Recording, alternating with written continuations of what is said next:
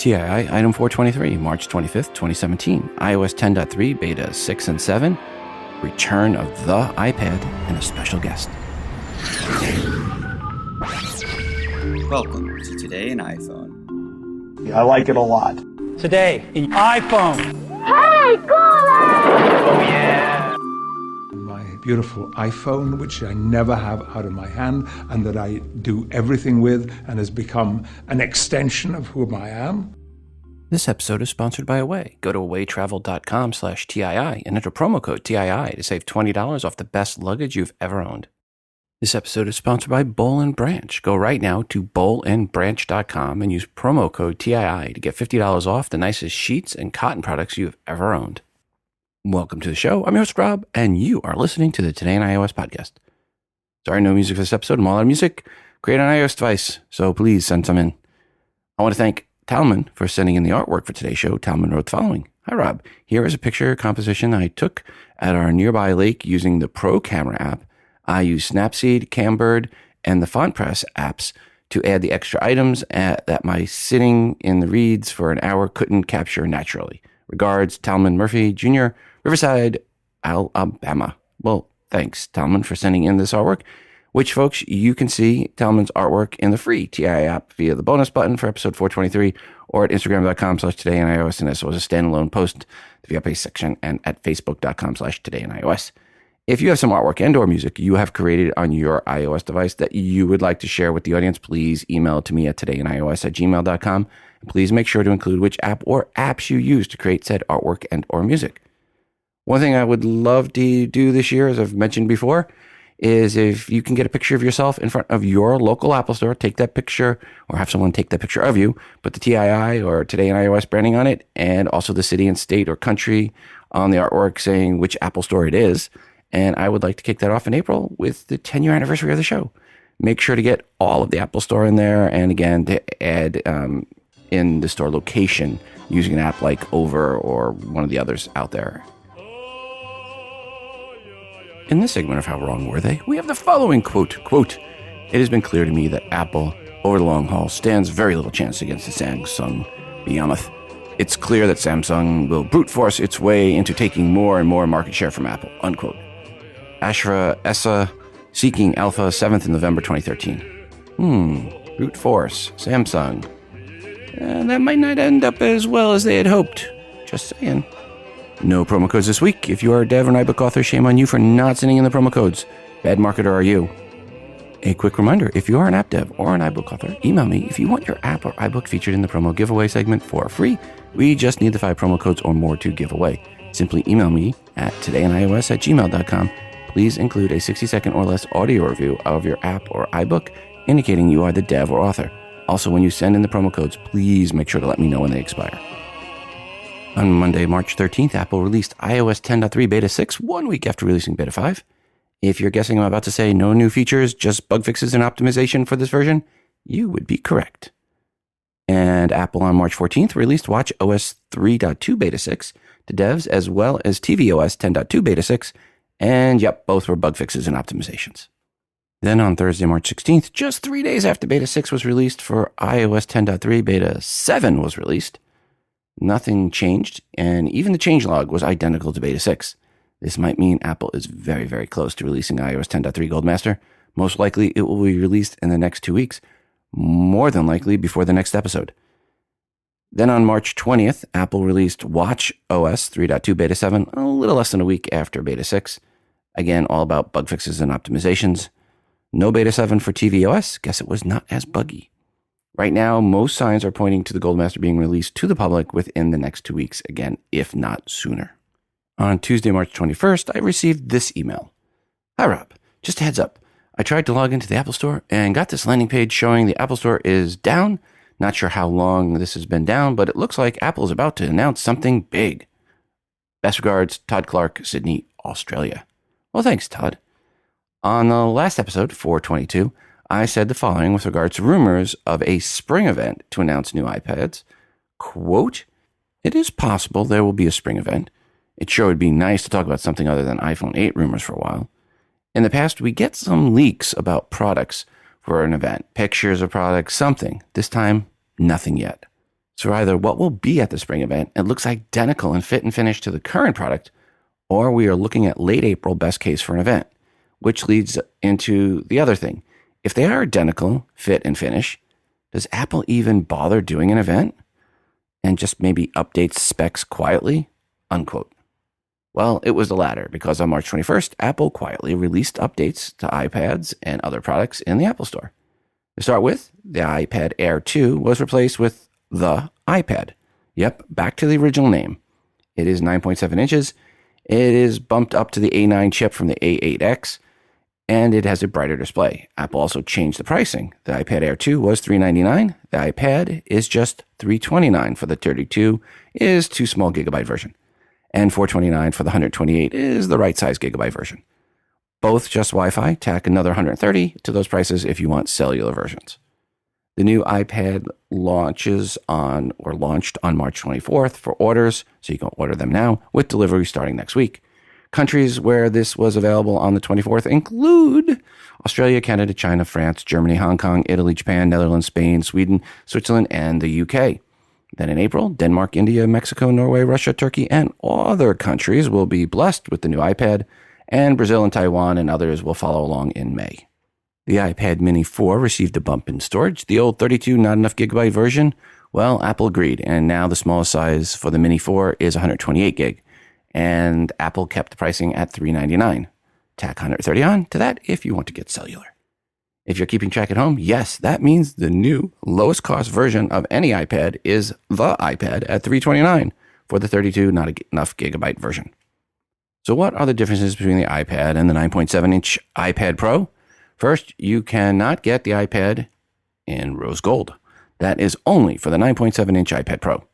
128 gig is the max storage for the iPad versus 256 gig for the iPad Pro. Length and width are identical, but the iPad is thicker at 0.29 inches versus just 0.24 for the 9.7-inch iPad Pro. Weight is a little more for the iPad, 1.03 pounds versus 0.96 pounds. The Pro has a fully laminated display, an anti-reflective coating, wide color display, and true tone displays. The iPad does not. The iPad Pro has an A9X processor versus the A9 for the iPad. The Pro works with the Apple Pencil and the Smart Keyboard. The iPad does not. The Pro has the better camera as well as 4 speakers. There's also that difference in price. If you took the two 128 gig versions, you'd be looking at $429 for the 9.7-inch iPad versus $699 for the 9.7-inch iPad Pro. But it was not just iPads that were changes to in Apple's portfolio. Apple also unveiled a special edition red iPhone 7 and 7 Plus. Apple had this to say, quote, "Since we began working with Red 10 years ago, our customers have made significant impact in fighting the spread of AIDS through the purchase of products from our original iPad Nano product, Red, Special Edition, all the way to today's lineup of Beats products and accessories for iPhone, iPad, and Apple Watch," said Tim Cook, Apple CEO. He continued by saying, "The introduction of this special edition iPhone in a gorgeous red finish is our biggest product Red offering to date in celebration of our partnership with Red, and we can't wait to get it into customers' hands," unquote. No indication of how long the red version will be available. It is limited time, or how many they will make. It's limited run. Just Apple saying they will make a bunch of them. Apple also announced changes to the iPhone SE, at least for storage. Min storage goes from 16, this is criminal gigabytes, to 32, not enough gigabytes on the low end. And from 64, just enough gigabytes, to 128, I feel zen gigabytes for the top ends of the SE. No other specs changed for the SE, same as before, and now available for order. But March 21st announcements were not all about hardware. Apple also announced a new app called Clips. Some things to know about Clips as of right now. It is coming soon and not yet launched. What is Clips? Well, according to Apple, quote, "Clips gives iPhone and iPad users a new way to express themselves through video, and it's incredibly easy to use. The effects, the filters, and amazing new live tiles we've designed for Clips let anyone make great-looking, easily shareable videos with just a few taps," unquote.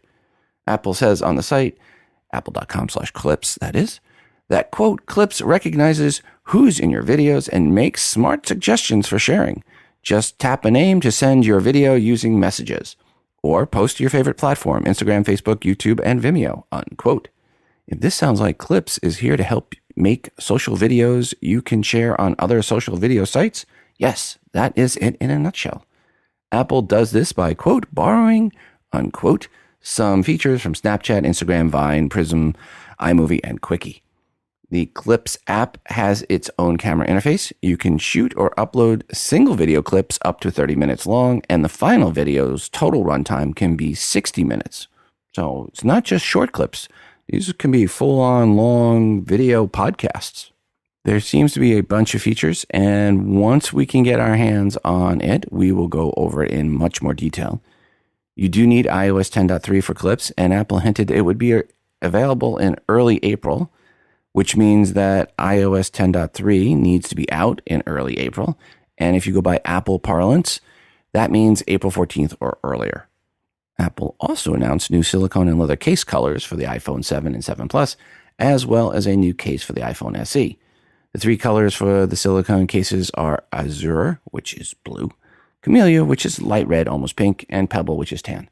The leather cases are Sapphire, which is blue, Taupe, which is tan, Berry, which is red, and the new SE case is Saddle Brown, because, well, puppy crap brown just did not sound as appealing.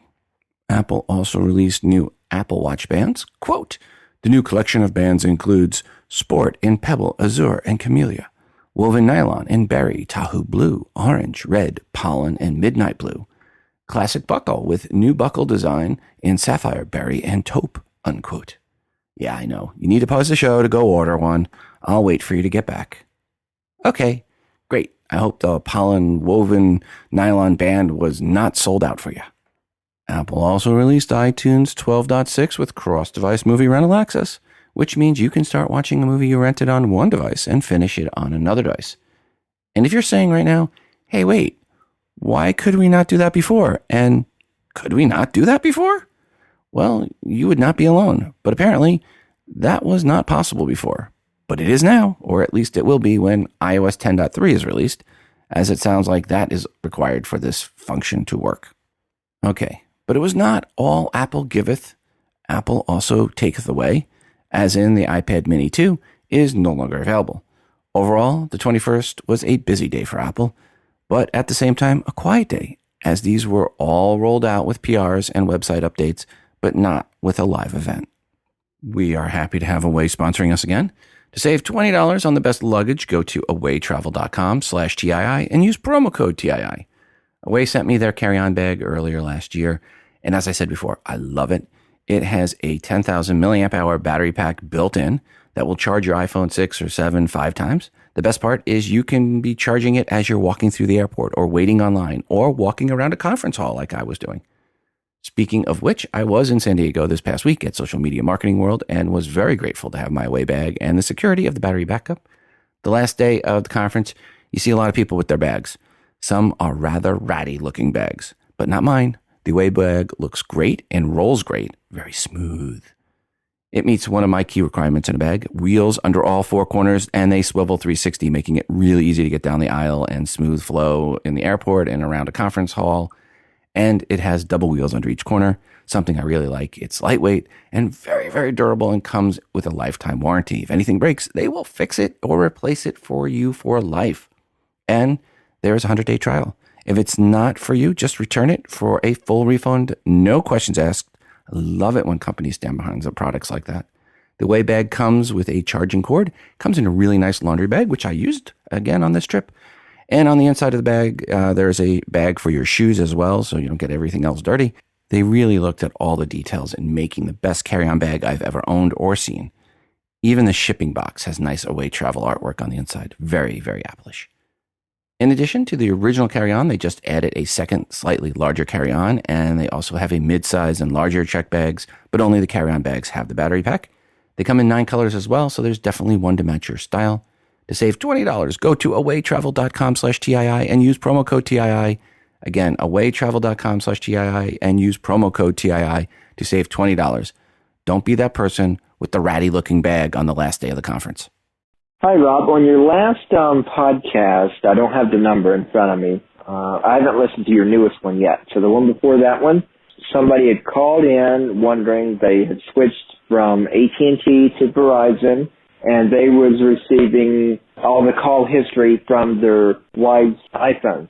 So the problem is, it's not with FaceTime, it's not with the phone, it's with iCloud Drive. If you both share one Apple ID for iCloud and everything, if iCloud Drive is turned on both devices, you will receive each other's call history, missed calls, made phone calls, everything. If you don't need iCloud Drive on one of the devices, turn it off, and that will fix the problem. I'm not sure why it does that, but it does, and that fixes the problem. It has nothing to do with handoff or anything like that. It's the iCloud Drive. If it's on with both devices, that's where your problem is. All right, thanks, and I enjoy the show. Bye. Thanks, anonymous caller, for that help. Into the email bag we go. Hi, Rob. I was listening to episode 422, and I heard a bit about a user that recently observed strange behavior on his iOS device, specifically, for example, out of nowhere iMessage asking about whether read receipts should be enabled. I have observed the following strange behaviors the last week that appears to no longer be occurring the past day or two. Each of these behaviors occurred several times a day. iMessage asking whether read receipts should be enabled. Photo app presenting what's new. Introduction screen. Photo app notifying the storage is full despite plenty of storage being available on the device and on iCloud. Each of these events occurred upon opening the app. I tried closing the apps and reopening them, and it didn't seem to stop the events from occurring. I tried restarting my phone, and the events have appeared to have stopped since then. I haven't updated or restored or performed any abnormal operations recently. I have an iPhone 6s Plus, iOS 10.2.1 running on it. Regards, Dan. Thanks, Dan, for the feedback. Hello, Rob. This is Juan from Puerto Rico.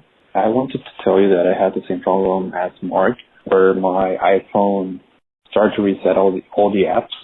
I didn't know what it was, but the way I solved it was to restart the iPhone. If you have any other information, let me know. But I hope Mark solved his problem. See ya. Thank you. Juan, thanks for the feedback. We are now over 3,500 members in our Google Plus community and growing. Thanks to everyone that has joined, and thanks for the great posts. One new post in the Google Plus community that went up since the last episode was from Myron Euchre, who asked the following, quote, speculation is that iOS 11 will require 64-bit apps and that all those 32-bit apps that were never updated will be removed from the store. Wouldn't that also mean that the 32-bit iPhones and iPads would not get updated to iOS 11? Unquote. Well, Myron, I would have to guess you are correct that iOS 11 will not be available for any iOS devices supporting a 32-bit processor.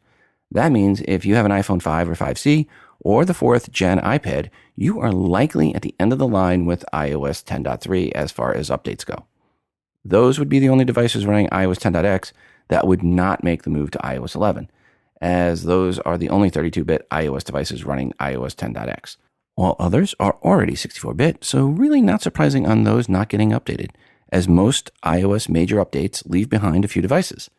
Apple's way of sacrificing the weak in order to move the herd onto greener pastures. Since the last episode, there are also dozens and dozens and dozens of other new posts and comments in the TII Google Plus community, which is an Android fanboys free zone and spammer free zone. Yep, it is the most civil Google Plus community covering iOS. Folks, go to todayinios.com/community to join in. And thanks to all 3,500 plus of you already in the community and contributing. Also from the Google Plus community, were these comments, or this comment, per the last episode, which I always try to remember to pin the last episode to the top, which on the last episode I didn't actually do. From John Pizer, quote, per the segment about read receipts suddenly appearing at random, you're not crazy. I had the same thing happen to me too. All of a sudden I started getting prompted to turn on the read receipts when opening iMessages. I think killing the background apps and doing a full hard reset of the phone cured it, but I can't be sure. iOS 10.2.1, iPhone 6 Plus, 64 gig, unquote. Thanks, John. And that sounds pretty similar to what Dan had said earlier in the episode. And folks, if you ever want to leave comments for the show that get right up there and don't have to worry about whether or not I'm going to put them in the show, you can always go to todayinios.com/community and look for the most recent episode pinned at the top. I will try to remember to do it this time and leave your comments there. Apple has made a purchase. They acquired the app Workflow, which is an app tool that lets you hook together apps and functions within apps with strings of commands to help automate tasks. Think of it like if this, then that, or even Apple's Automator or Apple Scripts for an idea of what this can do. Apple is actually acquiring the app and the team behind the app. Ari Weinstein, a former iPhone jailbreaker, is part of that team. We've mentioned him before on the show. So as with all app acquisitions, like with Swell and others, Apple will, of course, be killing this app. Correction. Apple's making this once paid for app free to all of us right now. Huh? Someone have a thermometer? I don't think Apple's feeling well. Next thing you know, they'll be lowering the price of iPads. Wow. I think I'm living in bizarro world this week. Okay, so now that Workflow is part of the Apple family and it's free, as in zip, not a nothing, you will want to download it and start using it. And of course, there are blog posts out there already to help you with this. I was going to go over using it. I even typed it up, and then I read it. And wow, snoozeville and also confusingville when you try to explain it via audio. So I'm not going to do that. I'm just going to put some links into the show notes to a couple of good articles, one on Business Insider and another on Drippler.com, that go over using Workflow. Thanks for all that send in the links on those. One of the things is you can download some workflows others have created if you don't want to do the scripting yourself. And those will give you ideas of what you can do, like automating, combining photos into a GIF. And now I'm going to ask you, tell me some of the workflows you have created. Call 1-206-666-6364. That's 206-Moondog. Or send an email to todayios@gmail.com. I'm really interested to hear of some original workflows you have created. I am really excited that Apple found an app they liked, acquired it, and kept it alive. Good job, Apple. Now let's see if the masses will actually embrace something like scripting. Okay, this next one is very interesting. A hacker or group of hackers calling themselves the Turkish crime family is trying to extort money out of Apple by claiming they have control of over 300 million iCloud and Apple email accounts and stating they will delete all emails and accounts and remotely wipe devices if their demands are not met by April 7th. So it is the Turkish crime family asking for not to mess with the 300 million plus accounts? Simple. 75,000 or 150,000, depending on the article you read, in Bitcoin or Ethereum, or 100,000 worth of iTunes gift cards. Seems someone has an app buying addiction. How do they not get caught when using iTunes gift cards? Isn't that like them asking for the money to be sent via registered mail? Apple did reply to said claim from the hackers saying, quote, "There has not been any breaches in any of Apple's systems, including iCloud and Apple ID. The alleged list of email addresses and passwords appears to have been obtained from previously compromised third-party services," unquote. That sounds like Apple throwing Yahoo and LinkedIn under the bus. Oh, you betcha. The hackers are talking to the press and even showed some supposed emails from Apple to them, and also showed a group of 54 email accounts they had info on. Most were in the UK and none in the US. So what should you do to protect yourself, just in case the hackers are not just blowing the smoke that they sound like they're smoking? Well, nothing, because you all listened to me in the past and you set up two-factor authentication, right? Oh, if not, here's what's suggested. 1, change your Apple ID password. Use 8 characters and mix up lower and uppercase letters and numbers and symbols. 2, set up two-factor authentication like you should have already in the past. 3, check your iCloud account security pages for any unauthorized activity there. If you follow the above steps, you should not be affected. Also, make sure you use different passwords for different services. Again, one thought on this, and the thought from Apple, is that these passwords were either mined from Yahoo breach or the LinkedIn breach or both.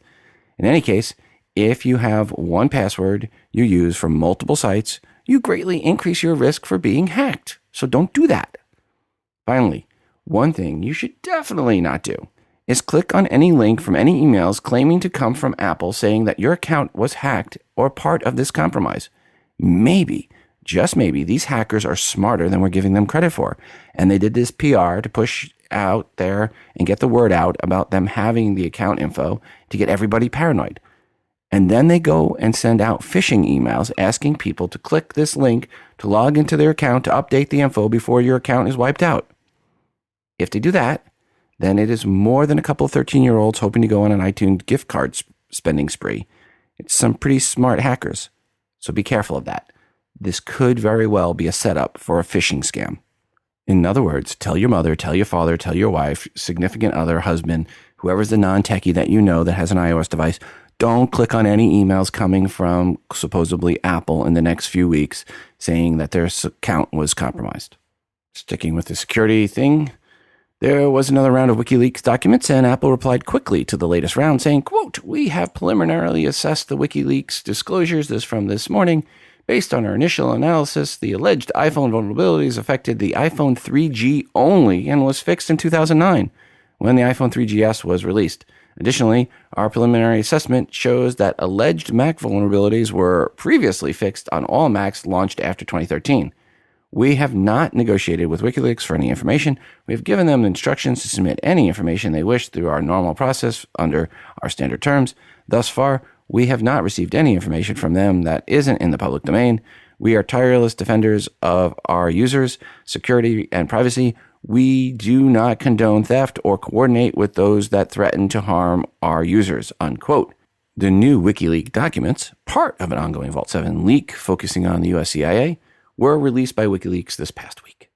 If you're looking for an app that's free that wasn't, and, well, free for a limited time, the app Musemage, Musemage, which is, quote, professional video camera and editor, unquote. Well, actually, here's that full description, quote, "With just a simple download, Musemage opens up your mobile device's cameras like no other app can do. Musemage's most unique feature is that it enables you to use different filters and effects all in real-time processing while shooting without waiting in full HD video and full resolution photos," unquote. Again, this is free right now, but for a very limited time. Search for Musemage in the iTunes App Store or in the links in the show notes for episode 423. Hello, Rob. This is Justin from Pennsylvania. I had a problem I ran into with my AirPods that I solved, so I guess I just want to share it with the community. Basically, I had this problem where only one AirPod would sync to my phone at a time, and it was really weird. And actually, they both would connect. I actually had it where my one was only connecting to my iPad, and the other one was only connecting to my iPhone. And no matter what I was doing, I couldn't get them both to pair with my iPhone, which, sucks if you want to listen to music. I called Apple support, and they weren't very helpful, and then my call got dropped, and then before they called me back, I started playing around with it. And what I ended up doing is the one AirPod that wouldn't connect to my phone, I put it back in the case, and then without putting the other one in, I set my AirPod case into pairing mode with only the one in. And it sort of like reset everything, and then they both now I've had about a week and a half where they both connect flawlessly, just like they did when I first got them. So it was a problem I ran into, and no matter what I did, I reset, I forgot the device, I re-added the device, I repaired it, I tried pairing it to other device, I tried turning off all the Bluetooth devices in my house other than my iPhone. Nothing I could do would actually get them to pair except for that. So if you ever have a problem where only one of your AirPods will connect, throw it into pairing mode with only one AirPod in the case, and it fixed it. I could say I'm going here on a week and a half, no problems. I just pull them out, and they're just great again. But when that little time when it wasn't, I was worried they were broken. I was going to have to send them back, and I just got them. So, all right, guys, I hope this helps anyone. If this ever happens to you, I don't know if mine's like a 1 in a million chance sort of thing, but figured I'd share it with you guys in case anyone else ever runs into the problem. Thanks so much. Have a great day. Bye. Justin, thanks for the feedback and the advice there. And I'm going to give my story with AirPods. Last week, my parents came and visited, so I took my AirPods, and for a couple days I took off work and the weekend, and I just put them in the case and I set them aside, and I went basically from Wednesday to Monday morning without using them. And during that time, I guess the case ran down to zero. It went through the full charge, and it was just completely empty. So I went to recharge them. It wouldn't recharge. I tried everything, tried different charging cords. I tried to get it to pair, wouldn't pair, plugged it in, nothing. So the charging case pretty much was dead. Made a Genius Bar appointment, went over Tuesday to Apple, brought it in, and they said, we've never seen this before. You're the first person to bring one in. And they went in the back and they found a replacement case, and they gave me a replacement case, and off I went. So it was a quick change, but I'm the first one that I know of that's had their charging case just die. Again, I think it died because I let it go to zero. I let it completely drain, and then it just wouldn't recharge. And that is something that's known to happen with lithium batteries from time to time. So little advice, if you're definitely going to be needing your charging case, don't let it go to zero for any period of time. It might be a firmware issue, and maybe Apple will have it, or it could have just been one issue out of a million where my case had a defect in it. Again, no one else has called in or reported into the show with this issue. Just strangely enough happened to hit me. And this was such a unique issue for them. They didn't even have diagnostic tools to check the charging case. They just said, yep, it's not charging. Here's a new one. From Barbara in the Google Plus community asking about my request for you to get a picture of yourself in front of an Apple store. And she said, quote, I went to the Apple store to take a photo. What are we supposed to include? Name of the store, town, my name. What else? I don't have someone with me to take the pic, and also don't want to ask someone I don't know to take the pic, because then bye-bye goes my iPhone, unquote. Well, Barbara, very simple. If you can, get a picture of yourself standing in front of an Apple store, and people aren't going to run off with your phone. Most likely not. Okay, maybe depending on the city you're in, maybe that might not always be true. But if you can, get someone you know to take a picture of you just standing there in front of the Apple store, and then using an app like Over or some other app like Snapseed or something else, put some text on the image, put the TII on there, and then put what Apple store it is. I want to know what country, what store, what city it is. I want to see how many different countries and stores and cities we can get people that listen to the show in front of their Apple stores at. Back to the email bag. Hi, Rob. Since you are an advocate for kids learning code early, I thought you might be interested in the resource I just learned about. I know a bit about basics of coding, and it's already helped me improve. It's the Quorum Programming Language, is an evidence-based programming language that was designed to make life easy for people using screen readers and Braille display. In addition to being useful for other disabilities, it is cross-platform, including being usable and executable on iOS devices. Combined with Swift Playgrounds app, also voiceover friendly. This could get a person started with coding on iOS and coding in general very quickly. The Hour of Code tutorials are especially great. They have videos, text, explanations, and an interactive, automatically talking code box, which makes debugging super simple right in the browser. I'm excited about the possibilities. Enjoy and have fun building and creating. Regards, Chelsea. Well, thank you, Chelsea, for the heads up on that. Back to the email bag. Hi, Rob. A few things here. Firstly, in episode 422, you said that you were experiencing an issue with making calls with AirPods such that one person you're calling couldn't hear the first couple of seconds of the call, hearing the second or third hello. People I call using my Plantronics S5200 Bluetooth headset tell me the same thing, so perhaps it's more generic Bluetooth issue rather than being specific to AirPods. Secondly, I'm trying to connect my AirPod Air 2 to the internet via Ethernet. As far as I can work out, it is possible to achieve this by connecting a Lightning to USB connector, which itself has a Lightning socket to which you connect the power to the iPad, and then connect USB to the Ethernet adapter to the USB. Should this work? Answer to you right here. Yes, it should. Finally, my 6 Plus had niggles from day one, sluggish performance, unresponsive, etc. And having done all the usual good housekeeping stuff, there have been little improvement. I'm putting it down to it being one of the unfortunate iPhones to be saddled with a Samsung chip.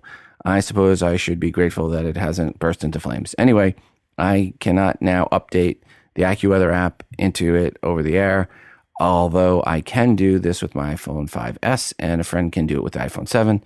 If I update it via my MacBook Pro, there's no problem. Does anyone have any ideas? Thanks for your help. Hope the voice is back. And turn regards, Alf in Sheffield, UK. Well, Alf, as you can hear, the voice is not quite back yet. But I think that's more being at a conference this past week and traveling a lot. Per your question about help, I'm going to throw that out to the audience. If anyone can help Alf, give us a call, 206-666-6364. That's 206 Moondog. Or shoot an email to todayinios@gmail.com. Hey, Rob. This is Scott from Washington, D.C., Capitol Hill. calling about, I'm having an issue with my iPhone 7 Plus, and I just wanted to run it past the audience and see if anyone can help me out with it, or maybe you, Rob. I'm having a Bluetooth connection issue. It seems that I have the unit connected to two Bluetooth devices, and for some reason, since this update, or in the last, let's say, 2 months, the system can't seem to be connected or a continuous connection with two devices that it's connected to. It disconnects. I have to turn off the Bluetooth, or I do a soft reset on the phone, turn off both devices, and this is happening repeatedly. So I'm just wondering, has anyone else experienced a Bluetooth connectivity issue since the last update? And is there anything I can do to rectify the issue, because it's starting to be bothersome throughout the day? Keep connecting and disconnecting headsets, wireless speakers, those type of things. All right, anything anyone can do to help me out? Thanks, Rob. If anyone has any suggestions for Scott, give us a call, 206-666-6364. That's 206-Moondog, or shoot an email to todayinios@gmail.com. Thanks again to Bolt & Branch for sponsoring our show. With Bolt & Branch, you get the best sheets, which are made from 100% organic cotton. That means not only do the Bolt & Branch sheets feel incredible, but they also look amazing. We've had ours for over a year now, and they are really soft. You'll get the nicest sheets you've ever owned for about half the price of what stores and boutiques would be charging for sheets of far lower quality. And the box they came in, and the individual pouches for the sheets and pillowcases, well, the presentation was something Apple users can really appreciate. Get $50 off your first set of sheets at bollandbranch.com using promo code TII. Again, that's BOLL and branch.com. Use promo code TII for $50 off and free shipping. These sheets are only sold online at bollandbranch.com. You can't buy them in any stores. That's how they keep the pricing low and free of markups. But here's the best part. You don't have to take my word for it. Try them out for yourself. 30 nights, risk-free. Boll & Branch is so sure you're going to fall in love with the sheets that they'll give you those 30 nights to try them out. If you don't love them for any reason, they will take them back and refund you without any hassle at all. They also have towels, and the ones I purchased for my wife are by far the best towels in the house. Plus, they have other cotton products, including infinity scarves, baby blankets, beach towels, and of course, the best sheets anywhere. Once more, go to bollandbranch.com today for $50 off your first set of sheets. That's BOLL and branch.com, and use promo code TII. Into the email bag. Hey, Rob, just found out an Indiegogo campaign I backed a year ago for Pop Slate 2 isn't shipping. But at least they gave the backers the full story and kept us informed along the way. In my opinion, here is how you dissolve a Kickstarter campaign. In their email, they summed it up as follows. Quote, "There is no way to sugarcoat what this all means. Pop Slate has entered into legal process for dissolution of the company. Your Pop Slate 2 will not be fulfilled. There is no money available for refunds. This will be our final update." Unquote. Regards, Eric B. Mark L. also sent in emails over on this. I know this was one we mentioned on the show, as was the Popgate or Pop Slate original. That one actually did ship. So it's really disappointing to see their second gen device was the one they could not get out the door. It definitely was not for lack of trying on these guys' part to raise money. They even went on Shark Tank and were shut down. Again, not all Kickstarter or Indiegogo projects make it to fruition. Many are raising money to prove out an initial design idea. There are always unknowns. Yes, there have been cases of fraud, but in most cases, those that crash and burn like Pop Slate 2, it's exactly that, a crash and burn, not a take of money and run. If you are funding any Kickstarter or Indiegogo project, please go into it with the mindset that you are paying a lower price than retail for the chance to get a product, not a guarantee to get a product. On Kickstarter, I have received 70% of the projects I have funded to date. 30% crashed and burned, and I will not be seeing those. We have our third and final interview that was recorded at Microsoft Connect back in mid-November, right before Thanksgiving. That was the event that Microsoft brought me out to cover. This conversation is with Miguel de Icaza, whose title is Distinguished Engineer, Mobile Developer Tools. The full interview runs 21 minutes and 43 seconds. Here we go. Miguel, welcome to the show. Thank you so much for having me. For the audience, please just tell them a little bit about yourself and what you do at Microsoft. I currently run the team that builds developer tools for writing applications for Android and iOS. using a language that Microsoft created many years ago called C#. So the role of my team is how do we make developers create apps for multiple platforms at once with one language, essentially. And you were co-founder Xamarin? That's right. So I come from a startup company that was acquired earlier this year, about 8 or so months ago. And this company, Xamarin, was entirely focused on building these tools. And they were complementary to the Microsoft ecosystem, to the Microsoft world. But what is interesting is we've always had a foot on the Android world. So we're very passionate about Android. We love Android. And we also had a foot in the iOS world. And in fact, macOS, tvOS, watchOS, right? So we were in this interesting place where we used the Microsoft technology on two separate platforms that were not owned by Microsoft. And now we're part of the company. We talked previously in past episodes about how now it makes it a lot easier with your tools and Xamarin tools and now the Microsoft tools. I guess I'm not sure whose tools they are today, but I guess it's all Microsoft now. That it's possible to just code once for the three key mobile platforms. Microsoft did something very interesting because we sold these tools and they were fairly expensive tools. We had some free editions, but as an independent company, we had to charge for our products. And there were. Wait! You're trying to make a profit as a tech company? I know. You were definitely not located in Silicon Valley then. Well, yes. Well, we were unique because, you mentioned Silicon Valley, and what was strange about us is that we had bet on a technology from Microsoft, which Silicon Valley considers an outsider. So we were not really valued as a traditional Silicon Valley company. Investors were really looking for real growth, because if you're going to bet on some enterprise thing, you better be, who uses .NET, right? That was the attitude 5 years ago. And we bet heavily on it. So what that meant is our revenues were doubling every year. And we charged a lot of money, and we made a lot of money. But the problem with charging a lot of money is that your product can only be used by a segment of the population. So when Microsoft bought us, the first thing that they did within a month of the acquisition at their main conference at Build is they made it free for everybody.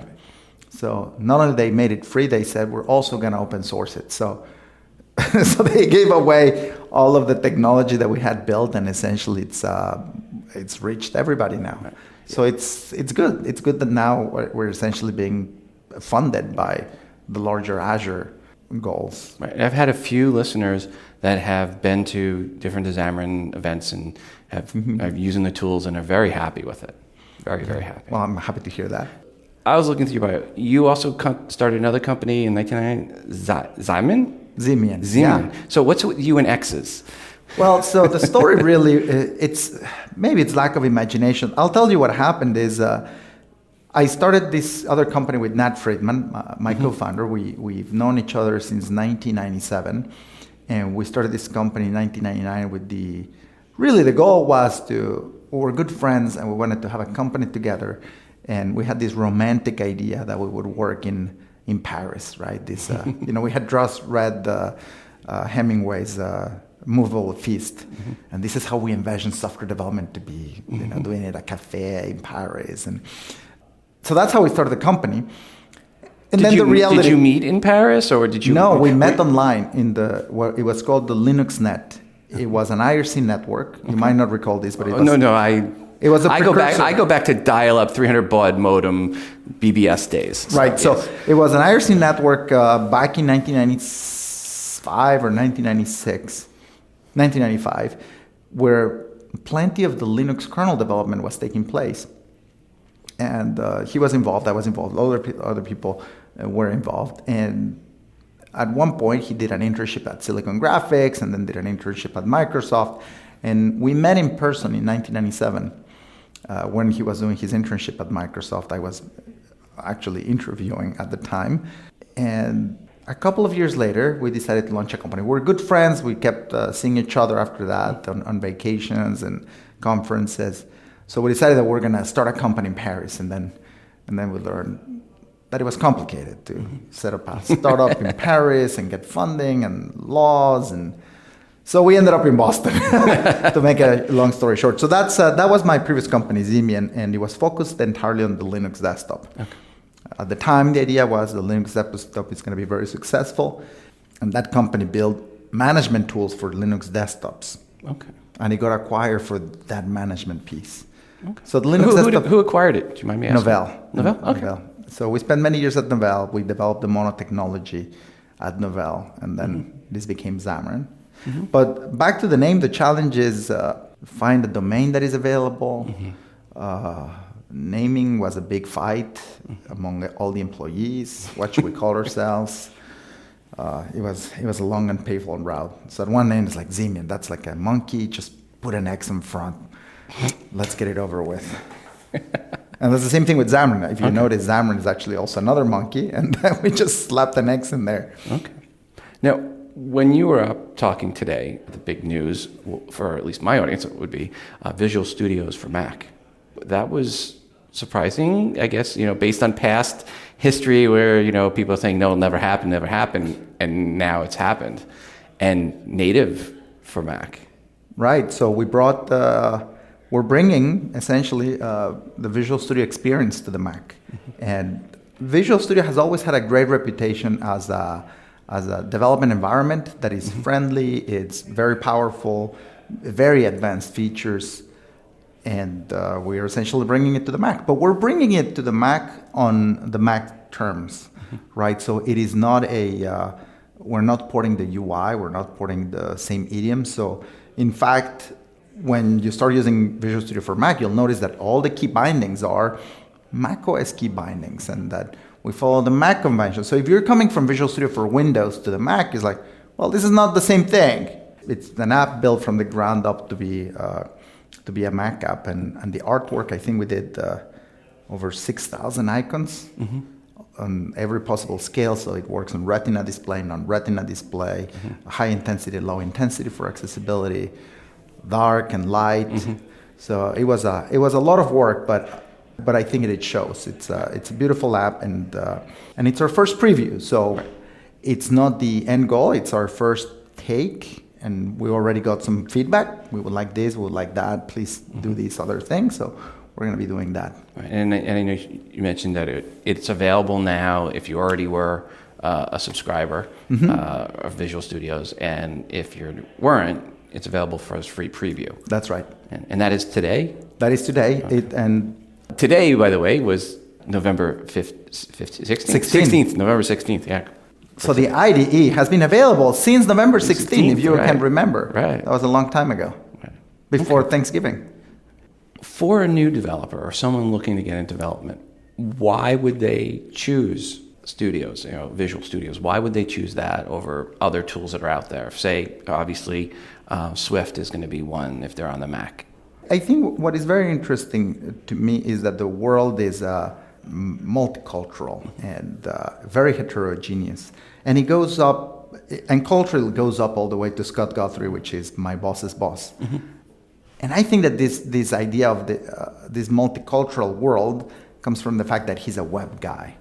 So he, from the beginning, had to do web servers that talk to Linux, that talk to Unix, that talk to Macs, that talk to all these things. So the world where we have all these developers, these nascent developers that want to create software, I think fall in two big broad categories. One is web developers, and the other one are mobile developers. Mobile developers, you can either choose to only pick a platform, so say I'm just going to do iOS, or I am just going to do Android. But I think that is rare, given how the market is almost half and half. So if you want to reach the majority of developers, you want to write applications for both platforms. We're essentially giving them the tools to use our tooling either on Windows or on Mac to target either Android or iOS. And that's a component on the mobile side of the house.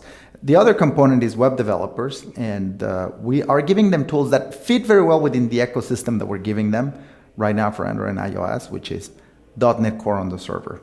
Now, we understand that there are other options, If you want to develop Node apps, I mean, that's certainly the case, but we're focused right now in a kind of customer that would like to share a lot of code across all these three environments. The front end, really their Android and iOS front ends, and their back end, if they choose to do one in .NET. Okay. So I think it has to do a lot with the desire that developers have that their app runs in multiple places without having to build the application from the ground up multiple times. Where is a good place at Microsoft on-site? What web page would you send someone to?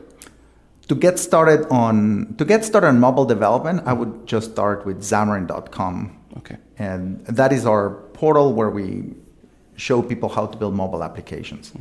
And it covers both platforms. All right. We talked before the interview a little bit. You hit on something that's passionate to me. It sounds like to you, kids and programming. Yep. Talk a little bit your thoughts there about getting kids involved at an early age to program. Well, there's a little bit of a debate in the industry about whether we want to get whether it should be mandatory for people to learn to program. I don't know if it should be mandatory, but I think it should be heavily encouraged. Right? It's a little like literacy, right? So that's a debate, right? You're saying it's encouraged, or should it be mandatory, or should... And my opinion is that learning to program sort of unlocks parts of your brain. I was lucky enough that I learned around age 16, but I've seen people that are 40 that program for the first time, and the world opens. I've always been in the camp of we should teach kids to program and understand what programming does at an early age. So in this camp where people say early or it's not necessary, I'm firmly in the we should teach them to program. Program early. I would be for if you were going to make it a subject in school. I mean, something like that. But the thing is, it is not very attractive to teach kids the complexities and the brutal realities of programming without something that they can relate to, right? Like, we're going to build a business application for filing expenses. Oh my! I mean, there's no way to demotivate a kid more than saying we're going to build an inventory app. What I really like is the work that is the universe that is happening around things like Minecraft, and that's what we're talking about, which is kids are very driven to extend Minecraft. And this is very interesting to me because there's an entire community of people that called modders. And what they did is that they took Minecraft, they decompiled Minecraft with a decompiler, they modified the source, and they reassembled Minecraft. So there's an entire community of people that learned to program what is really a fairly complicated task, decompiling, recompiling, and then patching a large code base. Oh, my son, I'm like, we have the Xbox 360 and he's on Minecraft. I'm like, but he goes, I want the laptop, my old laptop. He goes, I want your laptop. I want Minecraft on that. I'm like, well, you're on the Minecraft on 360. Why do you need the laptop? He goes, because of the mods. Exactly. The mods. It's crazy. And the thing is that we treat kids like, well, we need to teach them with a little, an apple that jumps in the screen. And, we dumb it down because we think that they don't understand. But if the motivator is in place, like Minecraft, you were saying your kid is 10 years old, and my coworker, his kid is 9 years old, and it's the same thing. Yeah. The motivation was there, can I modify Minecraft to do something?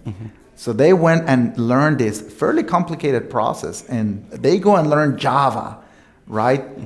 And it doesn't matter. I mean, it's complicated. They learn about accessibility, classes, object-oriented programming, just to get their mod in. So I think that we have been, we're underestimating our kids when we think they can't learn these sophisticated things. They got to learn with sticks and balls. And it turns out that if you find the right motivator for the kids, they will do it on their own. So I am just very interested about how these kids all of a sudden became Minecraft modders.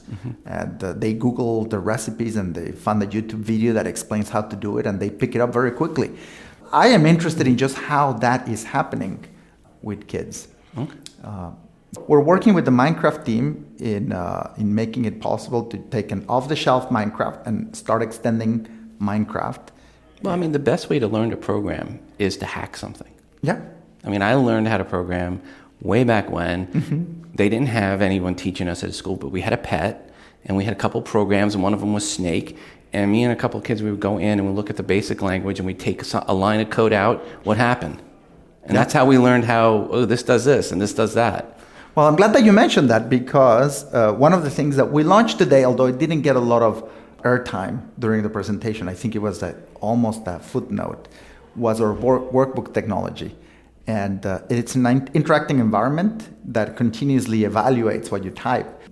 We have tutorials for people to learn to program from the ground up, to learn Android or iOS or Azure, or even how the basic principles, like one of our tutorials is learn the graphics world. And we're going to start with the pixel, right? So they're workbooks. Mm-hmm. They're these text files that start with, what is a pixel? How do you put a pixel on the screen, right? Mm-hmm. And we take you from putting a pixel on the screen to drawing a line. And how do you actually implement the algorithm for drawing a line? And each one of these is a code snippet that you can execute and tune and hack and tweak it until you get it right. And it comes with exercises. So it's like, okay, why was that so slow? Where do they find this? This is it's called Xamarin Workbooks, and they're available as well on the Xamarin website. These workbooks are just text files with special sections with code that will execute, and you can live code it and live get the results. So we walk you through what is a pixel, to draw lines, to draw triangles. And in each stage, you get to tweak and learn and have exercises. How do you do it? To then occlusion, right? So don't draw it twice because it's inefficient. Not maybe with 2 triangles, but with 1,000, it starts to get inefficient. Then you start drawing 3D models, and then you start putting texture on top of the models, and you essentially start to do everything that a high-end graphics engine does today. Okay. So we'll do fog and texture mapping and lighting and all these other things, right? So, but we walk you all the way through with these tutorials. That's one of the things that didn't get a lot of airtime, but it's a very interactive mechanism of learning. Similar to Swift Playgrounds to some extent, although our focus is more on the creating the content and creating a workbook out of it, right? And then publishing the results. And the last thing that we're doing with this thing is essentially we're taking the workbooks and we're connecting them to Minecraft. Okay. So that you'll be able to modify your Minecraft, and when you finish, you say, well, this is how I did it. I did this, I modified this, and then I made the little guy jump over here. And do you have yet a place where kids can officially go and learn how to modify? Not yet. Minecraft? That's my next thing. The Minecraft thing was just announced in September, and they just announced the educational version, I think, 2 weeks ago. And I don't know when they're launching this integration yet, but we're working with them on that. Okay, well, I'll be definitely looking out for that. Oh, I'm excited, and I have my own kids, and people say you can't really draw always on your personal experience, but having kids really. Any adult should want their kid to program and learn how to code, and because it's a good skill to have. It's a good way to think. Man, you're telling me that your kid is building amazing worlds in Minecraft. He's 8, right? He's 8. He can't read. He's dyslexic, but he has created the most phenomenal worlds, so intricate, so detailed in Minecraft, and he's shown me, and I was blown away. I mean, underground roller coasters and water things, and towers and buildings, and I'm like, wow, it just. His other brother, wants to destroy things. His old brother wants to destroy things. He wants to build. He's now creating and creating and creating. So his older brother wants to see how much stuff he can blow up in Minecraft, but Porter is focused on how many unique things I can create, how big a tower I can get, and all of the different rides, and he'll take you through it. And so every now and then I'll hear fights. 2 very different personalities. Yeah, I'll hear a fight because the older brother blew something up from the younger brother. Yeah. Yeah. So they play together in the same world? They'll play sometimes in the same world, and they'll cross over. Yeah. They'll get together and have friends come over, and then they'll get in the worlds, and then all the kids are sometimes getting along great, and sometimes not so much. Yeah, I have the same experience with mine. Sometimes you can see them that they're taunting each other on purpose. Like, what are you doing that for? Yes. There was no point in that. And how long has he been using Minecraft? They've been playing Minecraft 2.5, 3 years. Probably 3 years this Christmas. Yeah, I think it'll be 3 years this Christmas. So the oldest was 7. Yeah, 7 and 5. I think he started at 5. Yeah, he was 5. Okay. Yeah, so 7 and 5 would have been when they would start. Because it'll be 3 years as Christmas is when we got the. It's interesting. I mean, I when I look at Minecraft as an adult, it's like these graphics. I mean, why can't we just highly textured things? But kids like it. I don't understand. And my daughter is also. She likes Minecraft, and it's not about the graphics; it's about the creativity. Right. It's about the fun, and like I showed you a picture of my son dressed with the blockhead. It's that right. blockhead for Halloween. It's the kids like it, and Flappy Bird. There's a lot of these retro games. I like. I have to say, I do enjoy those ones. I think what's happened is games have become so realistic. Mm-hmm. That when you look at some of the games that are out there, you can't tell if it's real or if it's live video. Some of them today almost look as real as looking out the window. So I think my feeling is that people just want to know that they've actually got something that's a video game. A game, yeah. Right. And I also think that game developers, the cost of making these hyper-realistic things, it's got to be, the budgets have got to be insane. So I'm thinking, these pixelated things are great for small guys, two or three guy shop doing things. Miguel, where can folks find you online? Well, they can find me on Twitter as Miguel de Icaza, but the place where we publish all of our software. So if you want something highly edited instead of the raw thinking fire hose, you should go to our website, Xamarin.com, where we have all of the developer tools for Mac users, iOS users, Android users. Okay. Thank you so much for coming on the show Thank you so much for having me here.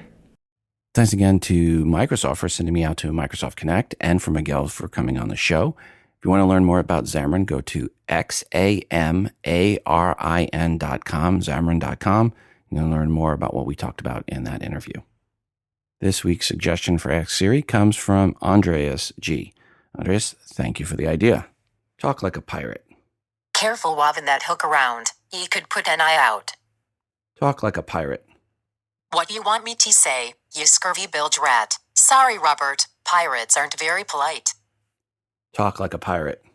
Yer, shivered ye timbers. Talk like a pirate. Polly want a cracker. Oops, sorry. That's talk like a parrot day. Talk like a pirate. I can find ye directions to your next pillage, schedule your walks off the gangplank, or remind you where ye buried your treasure. Just ask, matey. A special message or request, and you may have heard this on other podcasts, and you think about it, HBO, Netflix, Hulu Plus, Amazon Prime, they all cost money. But you know what is free? Podcasting. I knew you knew that already, but many others don't. We need your help in March to spread the word. Find someone you care about, or even just the person standing next to you in line for a cup of coffee, and tell them about podcasting. Tell them about TII, or tell them about someone else's podcast. Tell them that they are free. Tell them they are awesome. Let the world know who you told by using the hashtag #TryPod, #TRYPOD in social media. Also include the hashtag #TIIPod. So if you do this, make sure to use both tripod and tripod. And thanks for helping spread the word about podcasting and Today in iOS. Thanks again to Boll & Branch for sponsoring this episode. Folks, go right now to bollandbranch.com and use promo code TII to get $50 off the nicest sheets and cotton products you've ever owned, and with free shipping to boot. And before we go today, I want to remind you to send in your feedback to the show, 206-666-6364. That's 206-MONDOG. Or record your feedback and email it to the show at todayinios@gmail.com. Feedback can be a question or comment for something someone else said on this episode, or it can be a question or rant you have about something else. An app or product review, good or bad, as long as it is iOS related, it is welcomed. I'm always looking for new artwork to feature that you have created on an iOS device. Just put some TII branding on it and send it in. And of course, we're always looking for more music created on an iOS device to play on the show. This is your show, and your feedback is greatly desired. Also, don't forget to check out our moderated Google Plus community by going to todayinios.com/community. For $20 off your order of the best luggage at an affordable price, please visit awaytravel.com/TII and use promo code TII when you check out. Again, awaytravel.com/TII and use promo code TII to save $20 off the best luggage. Thanks, Away, for sponsoring this show. Finally, check out the newly updated TI app, which is free to you. We now have the Apple Watch app included. Search for TII in the iTunes App Store. It's the best way to consume the show and get push notifications each time a new episode of TI is released, because you never know when that's going to happen. It's fully voiceover friendly, of course. The app, not the show. Please go right now and download the TI app. Until the next time, I'm your host, Rob, reminding you to phone different. This show is hosted on Libsyn.com and part of the Wizard Media Network. If you are looking for hosting, go to Libsyn.com. That's Libsyn.com for hosting for your podcast and for creation of your own smartphone app. The Today in iOS podcast can also be found on the free Stitcher radio app. Just search for TII.